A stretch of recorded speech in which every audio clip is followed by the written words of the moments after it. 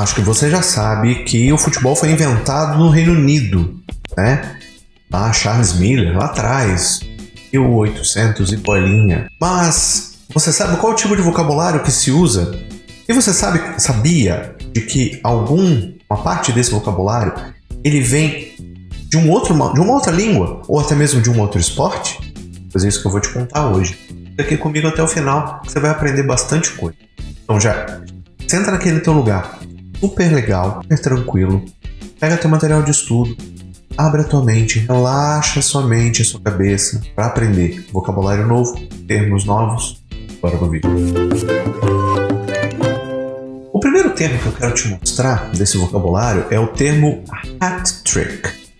Hat-trick. A gente escuta esse termo quando o jogador ele marca 3 gols numa só partida. Fulano de tal fez um hat-trick lá e levou o time dele à vitória, etc.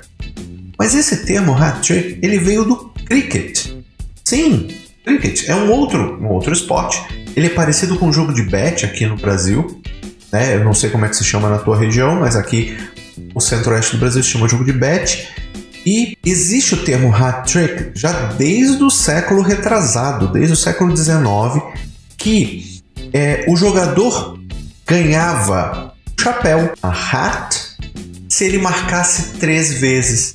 Por isso que se chama hat-trick, seria o truque do chapéu para ele seria o truque que ele precisaria fazer para poder ganhar o chapéu na partida. Então, trouxe isso para o futebol, o jogador que marque 3 vezes faz hat-trick. O segundo é você precisa assistir não só o futebol, mas algumas, eu não vou dizer nem competições esportivas, mas mesmo assim game shows, né, na TV britânica, para ouvir esse termo, que o termo é nil, N-I-L, nil, que ele veio do latim, nihil quer dizer nada.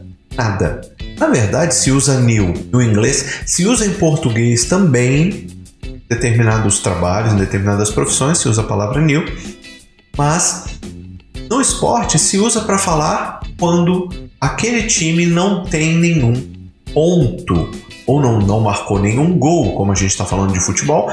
O time não marcou nenhum gol, ele está nil. E claro, né, obviamente, nos Estados Unidos se falam zeros, no Brasil se fala zero, mas antigamente se usava, por exemplo, um jogo 0-0, nil, 0-0. Mas se está 2-0, nil. Então quando você ouvir isso, nil é o quê? É zero, é nada, é ausência, tá? Não confunda com a palavra nil de novo, tá? Não confunda. E o último termo aqui, depois eu vou passar para mais gírias, tem mais gírias legais, fica aqui comigo. A gente chama um campo, de uma forma genérica, field, palavra field. Para o esporte, um campo, ele é um pitch. Por que se chama de pitch? Porque ele é pitched. Pitched é um termo que é comum quando você prepara um local para alguma coisa, tá? Então, quando ele é preparado, o que significa num campo preparado para alguma coisa?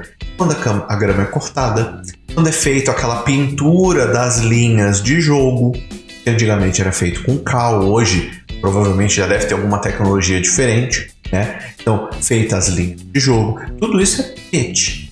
Então, se usa field para um campo normal. O campo, por exemplo, você vai no parque, no Hyde Park, por exemplo, você deita ali no gramado, ali é um field. Mas quando você está dentro, por exemplo, de Wembley, ali é porque está preparado para receber um evento esportivo, tá? E é interessante, isso aí falando agora especificamente do britânico, tá? Eles chamam os estádios de ground. Por quê? Porque os jogos, eles eram, isso antigamente, né, eram em terrenos públicos. Então, quando se tinha terreno privado, se chamava de home ground. Então, daí onde vem alguns nomes de estádio, até ainda mantendo essa tradição de ter o nome ground. Eu falei que tinha gíria, né? Então, vamos falar de gíria? Pois é. Deixa eu ver, 1, 2, 3, são 4 gírias. 4 só. Mas que é bom você saber, ou você ouvir, né? Durante o jogo lá, ou você até mesmo falar. A primeira delas é uma expressão de surpresa que ela não funciona só para o futebol, ela funciona para qualquer coisa que você se surpreenda. A expressão blimey. E na verdade ela é uma abreviação de uma outra expressão. God blind me, seria Deus me seque, né? Ou me torne cego. E acaba que na linguagem popular vai sendo falado rápido tudo e acabou virando a expressão blimey. Que é basicamente ela não tem uma tradução, tá? Antes de qualquer coisa. Como boas gírias, ela não tem uma tradução precisa. Então, você só saiba que blimey é uma expressão de surpresa, tá? Segunda é it's a dodgy penalty. Dodgy. Toda vez que você ouvir a palavra dodgy em qualquer conceito, né, em qualquer situação, contexto, é algo que é suspeito, algo que é roubado. No caso do futebol, it's a dodgy penalty. Você pode falar isso que pênalti é roubado, né? Nós falamos isso aqui, né? Pô, roubado seu juiz, tal, tem que ver o VAR e tudo mais, tá? Então, it's a dodgy penalty. É para quando você acha que aquela coisa não tá muito bem certa dentro das regras. Penalty, estamos falando daquela falta dentro da área. Se for fora da área, você pode trocar a palavra penalty por outra palavra, ok? Esse é interessante porque futebol tem aquela coisa assim de busca por jogadores destros e canhotos, né? Então você tem aí jogadores maravilhosos que foram campeões e são destros. Outros, como Maradona, se eu não estou enganado, eram canhotos, tá? Então, para esse jogador que era canhoto, o que é canhoto, você pode dizer assim, lembrei agora, Roberto Carlos, da seleção brasileira, lateral, maravilhoso, canhoto, tá? Eu posso dizer que he's got a sweet left foot. Tradução literal, ele tem um pé esquerdo doce, legal, né? Então, eu estou elogiando o fato da pessoa ser canhota e que ela é habilidosa com aquela perna esquerda, tá? Então, he's got a sweet left foot. Um elogio, tá? E só para poder contextualizar legal, nunca, em tempo algum, pegue uma gíria e traduza literalmente, tá? Tô falando com você que adora uma tradução paralela, adora traduzir as coisas ao pé da letra. Não faça isso. Não faça isso. Eventualmente, vai dar errado. E é bem o caso, tá bom? Última expressão é park the bus. Park the bus. Sabe aquela situação em que 42 do segundo tempo, tô esperando o juiz dizer quanto tempo de acréscimo vai ter, tô ganhando de 2-0 e com isso eu tô ganhando o título. O que eu faço com o time? Recua todo, fica lá na defesa, só segurando a onda. Se houver um contra-ataque eu parto para dentro, do contrário eu fico só aqui. É isso daí. É um time defendendo o tempo todo como se ele estivesse com o ônibus estacionado.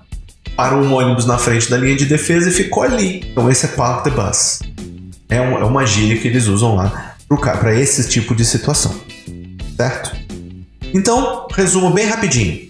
Lembrar que hat-trick ela veio do cricket e que a regra era a mesma, marcou 3 pontos, ganhava o chapéu, nesse caso marcou 3 gols, fez um hat-trick. Kneel é latim, que veio do latim nada, zero, ausência. E pitch não é field, apesar de serem no mesmo lugar, pitch é uma coisa, field é outra, tá? E agora você já pode cobrar do árbitro como um verdadeiro britânico. Bom, esse foi o vídeo. Espero que você tenha gostado. Se gostou, faz aquele pacotão. Deixa like, compartilha, chama teus amigos pra cá para se inscreverem. Você se inscreve. E se quiser, clica lá. Seja membro. Vem ser membro do canal para conversar comigo, ver as suas dúvidas, sugestão, crítica, o que você quiser. Sou Rod Krebs, você está no Conexão Britânica, o canal de inglês britânico do Brasil.